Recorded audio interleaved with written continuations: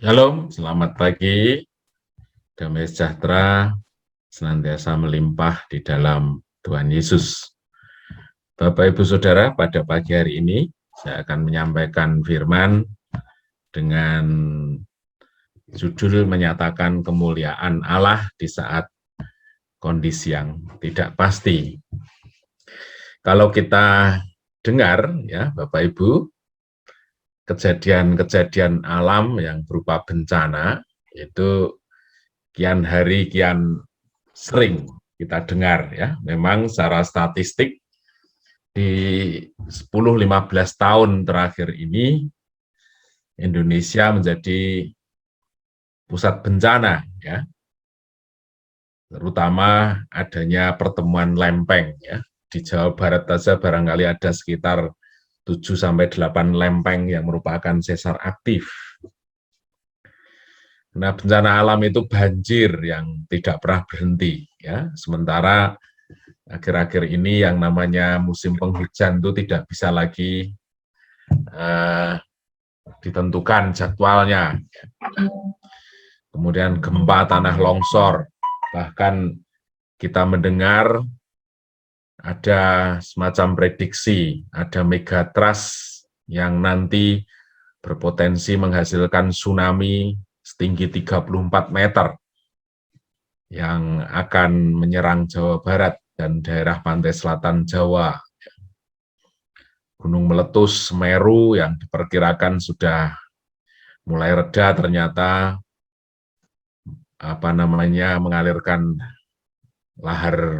lahar panas ya, yang saat bersamaan dengan bencana-bencana yang lain, pandemi yang kita rasakan bersama dan Tuhan bawa kita keluar. Selain itu juga persoalan-persoalan antisosial, ya, amuk massa yang terjadi dengan sangat sepele. Ya. Saya pikir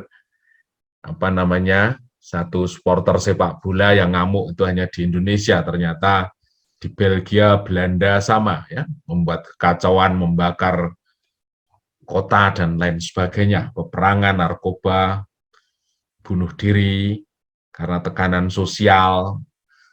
Itu merupakan satu berita yang tidak asing. Setiap kita buka TV misalnya, itu pasti ada fenomena-fenomena seperti itu. Nah, apakah semuanya ini membuat kita takut? Atau apakah kita punya satu macam keinginan bahwa suatu saat itu akan tidak ada? Mungkin benar, suatu saat itu akan tidak ada ketika kita tinggal di tempat yang berbeda, yaitu di surga bersama Allah.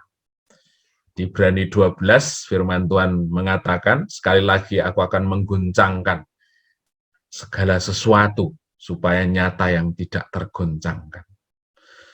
Dari firman itu memberikan kita untuk bersiap-siap di hari ke depan, bukannya sesuatu yang tambah ringan atau dipulihkan menjadi lebih baik, ya. Tapi sesungguhnya kita harus mempersiapkan iman kita menghadapi sesuatu yang lebih buruk.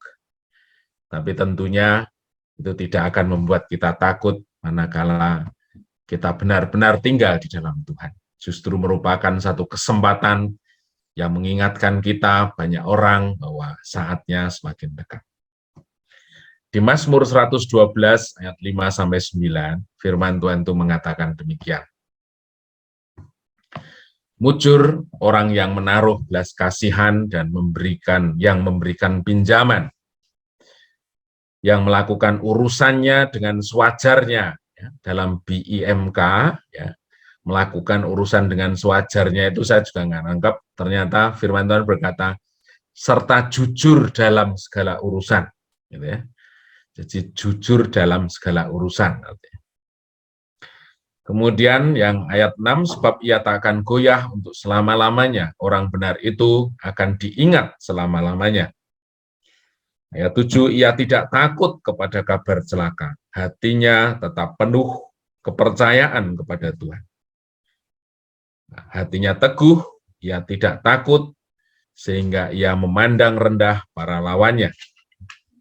yang membagi-bagikan, yang memberikan kepada orang miskin, bajikannya tetap untuk selama-lamanya. Anduknya meninggi dalam kemuliaan. Jadi di sini jelas di Mazmur 112 ini mengatakan bahwa orang yang hidup di dalam Tuhan, ya, dalam kondisi apapun, orang percaya tetap memiliki iman dan kesaksian hidup sebagai anak Allah.